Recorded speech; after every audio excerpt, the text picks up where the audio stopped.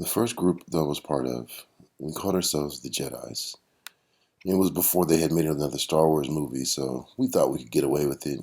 But in Chinese, what it meant was to quit or punish evil. Then later on, we called ourselves the Tian Wu Dao, which is all martial artists under heaven, with the purpose of collecting different martial artists from all over the world to come together in one sound body and mind. Now, we're the archivists. Right now, we retain the information that's been given to us and we pass it on, preserving it and researching it, making it more powerful. You're an archivist. We'll call you ARCs for short.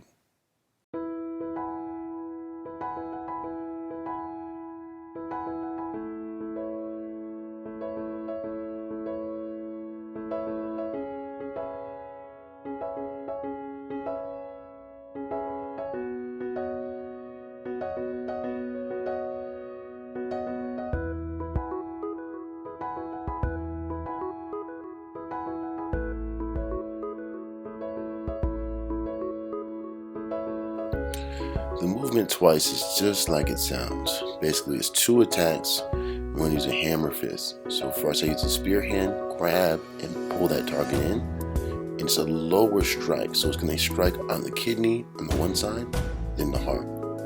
After that, I step back and just do an opening palm. So it's one, extend, pull, strike. And let your waist really snap that energy into him. Also, the hands are open until the point where I close on it. So they're both open, and I let that energy bang inside of him. Swing with my hips, keep your elbows close to your body, and just let the waist do all of that action. Remember, with all movements, even with the opening palm, we're always going to let the feet move first. Now we're moving in 45-degree angles towards both sides. We almost rarely ever attack in a straight line.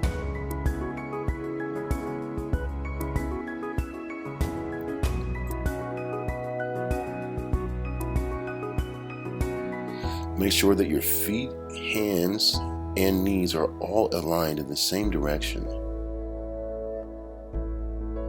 And also make sure you don't extend that hand to put any pressure on the elbow joint.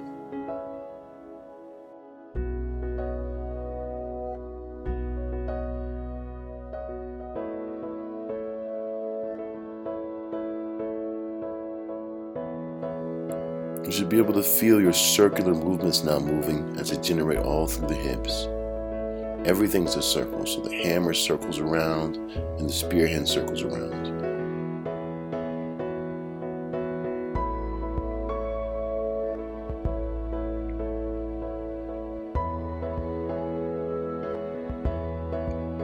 So when you're breaking it down, just focus on one particular part. So just that grab and that initial hammer. Figuring out that technique and the rhythm basically is important with this. Also to make sure that your feet are aligned in a straight line with those hands. Keep your shoulders pressed down so you don't put any strain on the shoulder joint.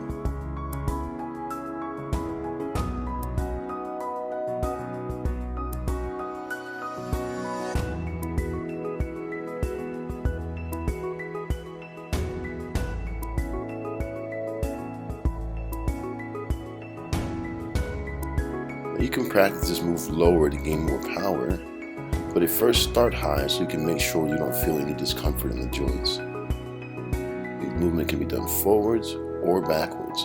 The key is just connecting that spear hand and that twisting energy right into that hammer fist.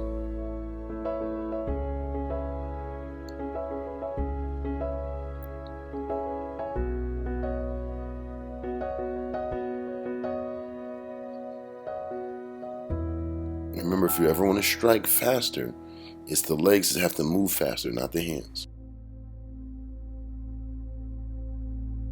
And it's good to practice every movement like we did with the clockwork, moving around in circles so you can really stay oriented regardless of what the technique is.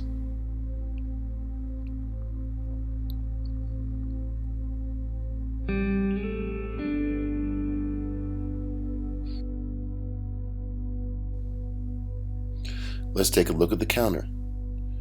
What we're going to do is we're going to step back here, throw that strike on the inside, and as I step back, use the elbow to stop and then the fist to stop the other side. So remember, he's attacking me twice, so I have to make sure I step back, create space, and then I'm going to block that outside hammer fist with the elbow. And then as I step back again, keeping my weight down, I'm going to strike forward with that back hand and stop the other hand from coming in. So it's really almost like a strike or fist towards the ground. After that, I strike in at him again, either the kai or the opening palm, and I slide him to the side, making sure I have all my weight in the back.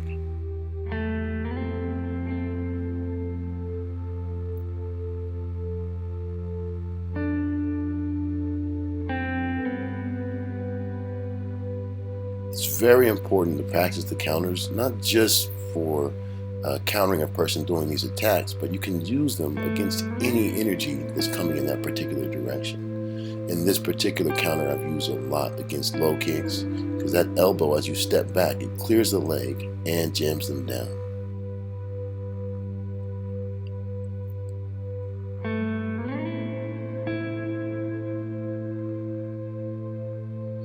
Pay attention to the bows of the body as you're moving. Everything is not ever straightened out. There's just a slight curve in every motion. And especially as I use this pung counter to step to the side, I have to angle him. And doing that, I'm just turning my waist, but keeping the bow in my arms.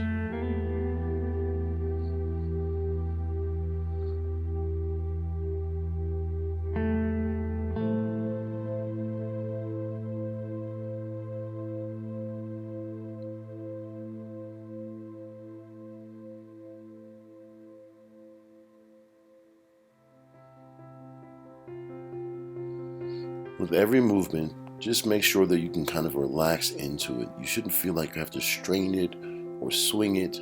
Just be the technique. Be inside of it completely.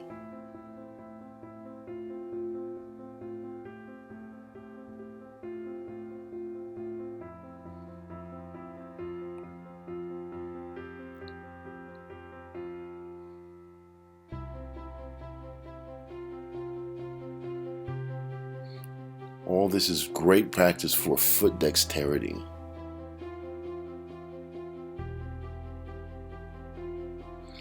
And when we do the breakdown, it's good to mix it up too. What you're trying to do is coordinate your feet and think with your feet. So whatever attack or defense you're doing, it's all about the legs moving first.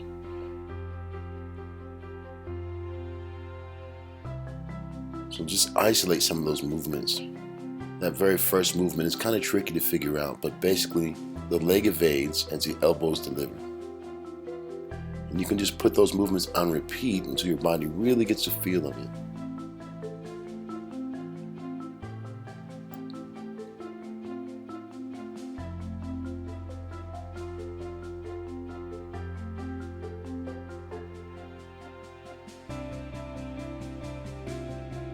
You should always make sure that your feet are planted before you start delivering that blow, so you can feel that force come from the ground into the target. And now I'll just do a half step with it. So just isolate part of a movement to make sure I understand it. And you can do it on both sides easily that way.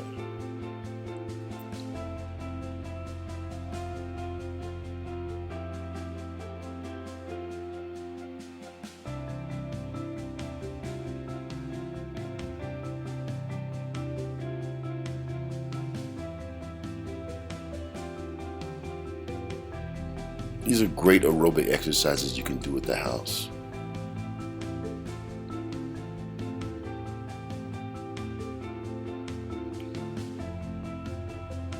Now what I'm doing is I'm doing a half movement with the upper body, but the full movement with the legs. You'll find that sometimes by just varying the technique a little bit, you're going to see new options of how movements can work. I call it mind work because it's much more of a mental practice. 2 steps back or a through step back and just the half a hand movement.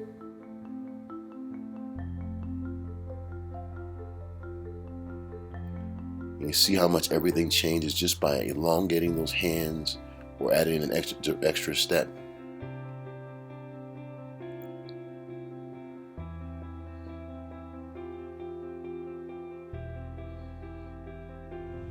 Now we're looking at tiger. We're going to step off into an angle using that T-step as I raise 2 fists in the air. And as I lower my weight, I pull down on that target.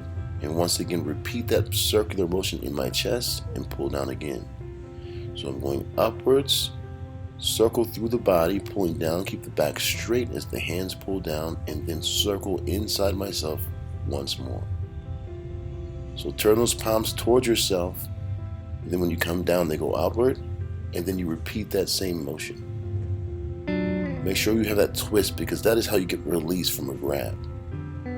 Going up, everything is aligned to that 45-degree angle, and then I repeat that, bring those palms in again, and then downward.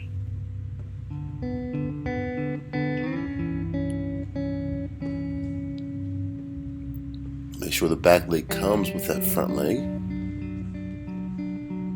You don't want to make your stance widen, or you don't want it to get too close to each other either.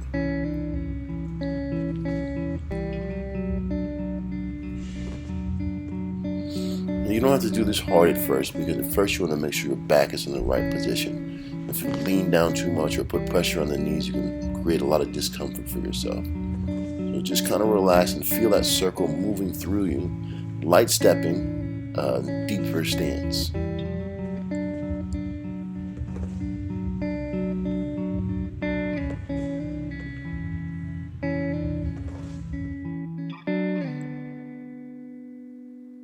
Now looking at the counter, I throw that hand out and I step to a 45 angle to the back as I circle 2 times using a spear hand initially, but then it wraps around his hands as he comes at me.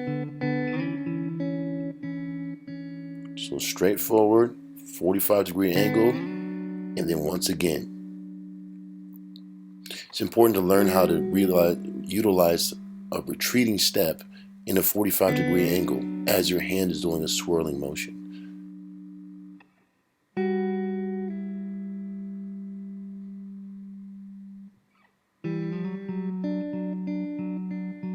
See, the foot always guides where the body's going to go, so the foot has to move first. And let it plant you in a nice straight line, everything pointing in the same direction, the toes and the palms.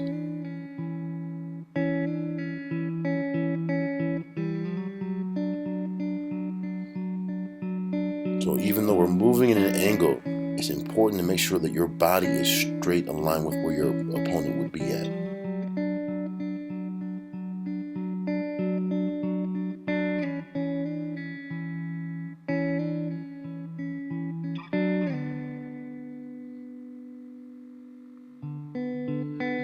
So the legs always lead first, but you want them to arrive at the same time.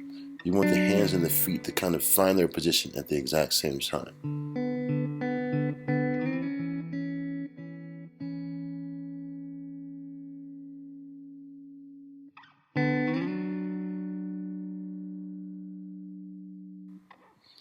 So some strengthening techniques. We'll start with the tiger because it's an easy one, and it's important to get that back lined up straight. You're going to pull all that energy into yourself and just kind of keep repeating, just like you're doing that tiger movement. And what you're doing now is really learning how to sink into your quad, into your hips, without putting any stress on those knees or other parts of your body. And this is a great way to really see if you're lined up properly. A lot of people think they have knee problems, but in reality, their knees hardly ever line up in the right position, and there's just too much stress on them.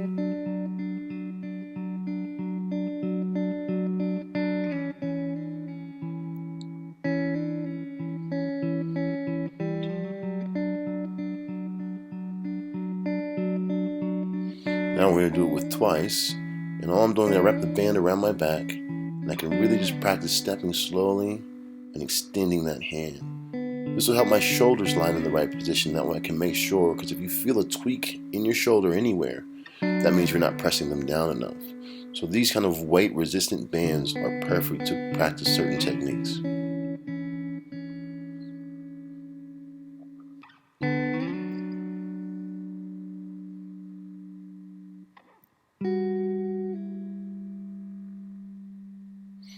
Now with weights, of course, you want to go slowly. I'm just practicing the counter here, but just slow stepping.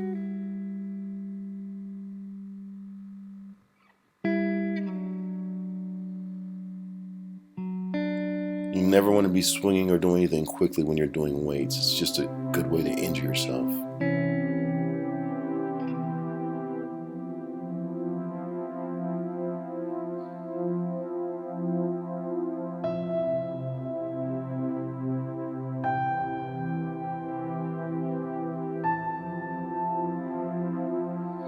And of course, one of my favorites is this weighted vest. I love this so much. So it's really easy for me to just sit here and practice a movement over and over again.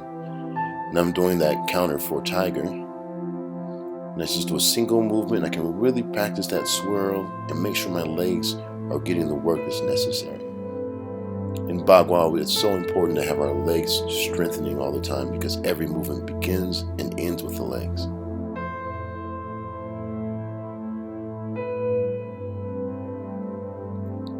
Yeah, I really recommend these weighted vests. If you're watching TV at home, just purchase one of these things and you can just have your own little aerobic workout in your living room. You can make it smaller and higher and lighter. And it really helps you kind of figure out flow. That extra weight can let you find out how to relax instead of stressing a movement. So you see, you can repeat that 2 or 3 times, still circling, and then basically where my foot lands, that's where the movement or the grab is decided.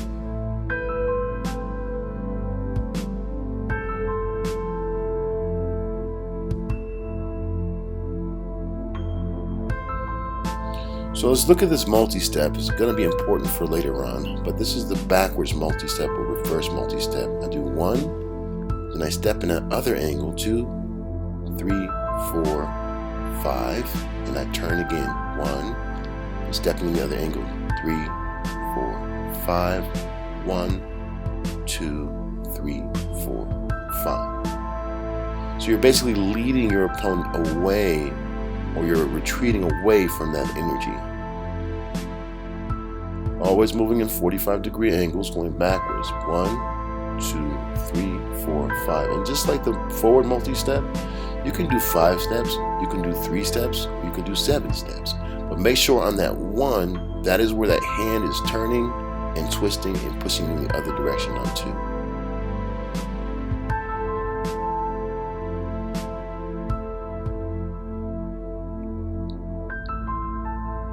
So that hand turns, the other one slides under it like a spear hand and slowly, gradually pushes apart. So your hands should be at that maximum distance apart as you reach your 5th or 3rd step.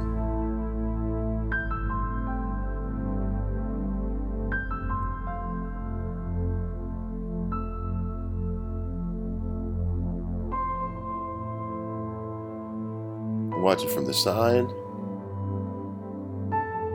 And it's just that little turn pivot right there that needs to be practiced. All of the steps give you a great benefit, whether it's defense, offense, or health. So each one of these little movements, that one right there, and learning how to kind of pull yourself into yourself and slowly extend it outward. Very important and great exercise.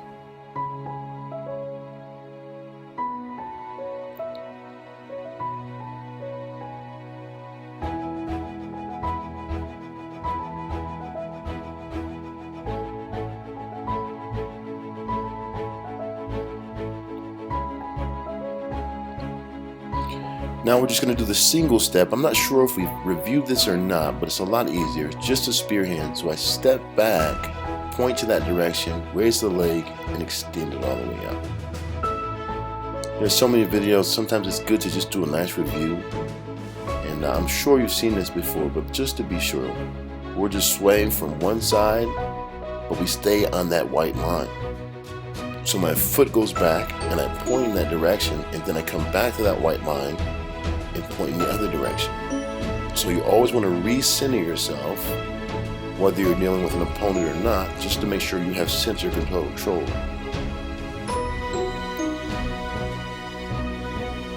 Watching from the side. Remember, legs always move first. You want them to arrive at the same time.